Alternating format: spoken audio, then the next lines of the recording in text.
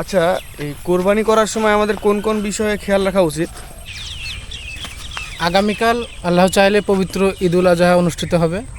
শুধু তুমি না, সকল মুসলিমদের উদ্দেশ্যে আমার এই অনুরোধ, অবশ্যই এই বিষয়গুলো জানা উচিত।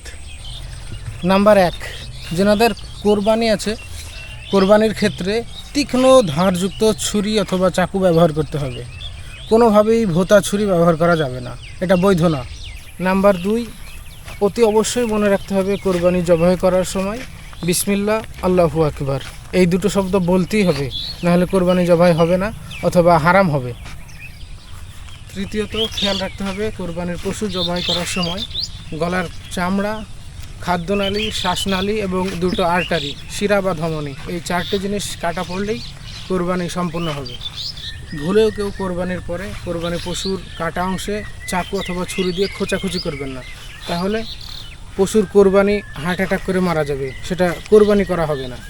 নাম্বার 4, খেয়াল রাখতে হবে পশু জবাইয়ের পরে পশু একদম নিস্তেজ, নিথর এবং ঠান্ডা হয়ে যাবে শরীর, তারপরেই পশুর চামড়া ছাড়াতে হবে।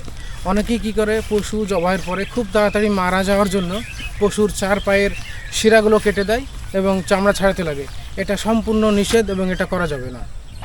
নাম্বার 5 হচ্ছে, সে যেই কোরবানি দেখ, সকলেরই নিয়ত হবে আমার তরফ থেকে বা অমুকের তরফ থেকে আল্লাহর রাস্তায় বা আল্লাহর ওয়াস্তে বা আল্লাহর নামে কোরবানি দিলাম।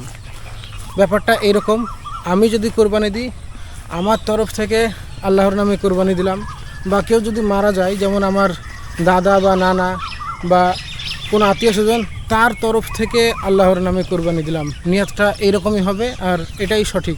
এছাড়াও অন্যান্য বিষয়গুলো আছে যেগুলো জানা জরুরি, সেগুলো কাছের কোনো আলেমের কাছ থেকে জেনে নেবেন কোরবানি করার আগে অবশ্যই।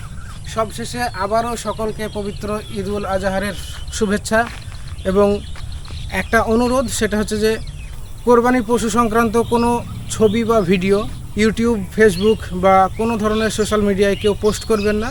আর কোরবানির মাংস যখন বিতরণ করবেন অবশ্যই খেয়াল রাখবেন কালো প্যাকেট ব্যবহার করার, এবং গাড়ি নিজের কন্ট্রোলে থাকে সেরকম গতিতেই চালাবেন। এটা আপনাদের সকলের উদ্দেশ্যে আমার একটা অনুরোধ।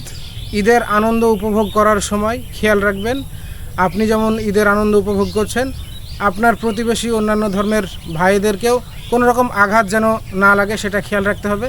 এবং গাড়ি ধীরে চালাবেন, এই জন্যই আপনি ঈদের আনন্দ উপভোগ করতে গিয়ে আপনার বাড়িতে যেন মাতমের ছায়া না আসে, সেটা খেয়াল রাখবেন।